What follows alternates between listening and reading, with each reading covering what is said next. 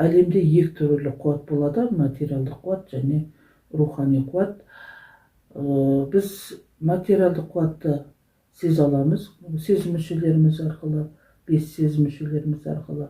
Ал рухани қуатты біз өзімізді, рухани көзімізді ашу арқылы тани аламыз. Рухани көзді ашу үшін біз өзімізді тануымыз керек, Алланы тануымыз керек. Сондықтан да біздің осы өзін тану, Алланы тану деген сабақтарымызға осы жерде айтпақшымын, қатынассаңыздар, біз оны терең түрде талқылаймыз. Енді дінімізде намаз діннің тірегі. Намаз не үшін оқу керек? Мысалға, намаз оқу үшін алдымен дәрет алу керек. Дәрет алу үшін алдыменен ниет ету керек. Ниет етіп, дәрет алу туралы, дәрет аламын деп ниет етіп, одан кейін жаңағы дәрет алып болғаннан кейін намаз оқимын деп ниет етіп, намаз оқылады. Ал енді осы пайғамбарымыз Мұхаммед Мұстафа саллаллаху алейхи уассалам дініміздің тірегі намаз деген. Не себептен намаз дейді? Себебі адам намаз оқып, 5 уақыт дәрет алып, 5 уақыт намаз оқып, Аллаға құлшылық етіп отырған уақытта адамның өзі рухани тазарата алады. Өзі тани бастайды, Алланы тани бастайды.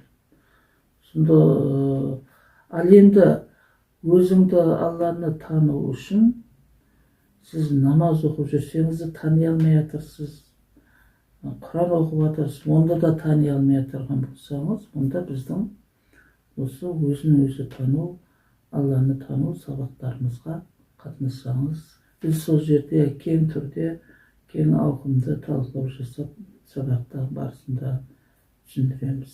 Намаз оқу барысында мен есіне беремін дейтін адамдар болу, намаз оқым келмейді дейді оны. Демек, сіз дәрет алуда бастапқы ниетіңіз дұрыс болмай жатыр, Алла ризалау үшін оқимын деп ниетті дұрыс ниет ету керек. Сол намаз дәретіңізде жіберіп жатырған кемшілік болуы мүмкін.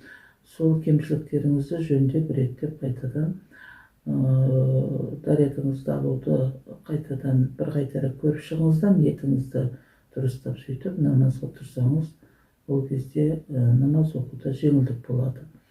Жалпылама намаз уақытында да бұл жерде дәрет алған кезде де не себептен мына жерде қолды жуу керек, бетті жуу керек. Бұл жерлердің барлығы тез адамның тез ашық жүргеннен кейін жаңағы лас энергиялар жабысып қалады ғой, лас энергиялар болып қалады. Әр нәрсені ұстайсың, тағы әр нәрсе микробтар келеді. Және бұл жерде жаңағы нервтердің жинақталған жерлері, лимфа, бұл жерде және энергетикалық каналдар бар, нерв талшықтарының жинақталған жерлері. Жақсылап намаз соғылықтан да мінеки дәретті қолды жуған кезде де осылай қылып жуған дұрыс болады. Мінеки көрдіңіз бе? Біз өзіміз бұл жерде нерв талшықтарымызға да массаж жасап өтіп жатырмыз, оятып жатырмыз соларды да. Бұл әрбірін қарастыратын болсақ, тереңнен қарастыратын болсақ, оның мән мағынасы бар. Бұл туралы да біздің сабақтарымыз бар. Сол сабақтарға осы қатынассаңыздар болады. Рухани білім сабақтарымызға. Пайғамбар медицинасы, рухани емшілік, пайғамбар рухани емшілік курсымызға, сондай-ақ биоэнергетика курсымызға оқуға шақырамыз. Осы жерде сіз пайғамбар саллаллаху уассаламның іліміне негізделген, сүннеттеріне негізделген емдеу әдіс тәсілдерін үйренесіз. Сондай-ақ биоэнергетика, энергия заңдылықтарын, сол энергияны, өзіңіздің бойыңыздағы биотокты энергияны қолға қалай жинау керек, қолға жинап болғаннан кейін қалай сіз диагноз қоя аласыз энергияның энергия биотогыңызды қолдана отырып, осы энергияңыздың заңдылығын, энергия заңдылығын қалай дұрыс сақтай керек ем жасаған уақытта, дем салған уақытта. Өкінішке орай біздің көп адамдарымыз, молдаларымыз болсын, емшілеріміз болсын, дем салады, бірақ энергия заңдылығын түсінбейді. Осы жерде біз кең ауқымды энергия заңдылығын түсіндіріп өтемін. Өйткені менің мамандығым физик. Мен 1991 жылдан бастап 91 жылы Москвадан осы биоэнергия космоэнергетик деген дүние жүзін аралап ем жасауға болады деген жаңа сертификат, куәлік дипломын алып келгенмін, комиссиясынан өтіп. 1990 жылдан бастап рухани сауықтырғысыменен, рухани емшілікпенен айналысып келе жатырмын. Пайғамбар медицинасын қолданып келе жатырмын. Өзімнің де жеке қосқан емдеу әдіс тәсілдерім бар. Жалпылама осы пайғамбар медицинасы, рухани емшілік және биоэнергетика курсында сіз көптеген осы жоғарыда айтылып кеткен тақырыптар бойынша да біле аласыздар кең ауқымды. Және біз бұл сабақтарды онлайн, яғни WhatsApp арқылы, осындай видео арқылы өтеміз. WhatsApp арқылы, Zoom арқылы 2 ай өтеміз, 8 апта.